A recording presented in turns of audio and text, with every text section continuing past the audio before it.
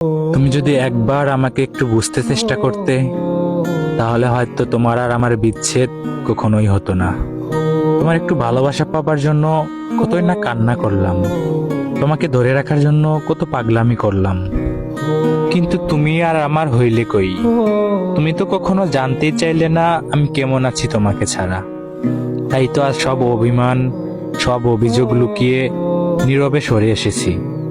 আর কখনো কোনো অভিযোগ নিয়ে তোমার সামনে আসবো না। আমি জানি আমাকে ছাড়া তুমি অনেক অনেক ভালো থাকবে, তাই তো তোমার ভালো থাকাকে আমিও আর নষ্ট করতে চাই না। তবে একটা কথা মনে রেখো, কারোর সুখের কারণ না হতে পারলে কখনো কারোর কষ্টের কারণ হয়েও না।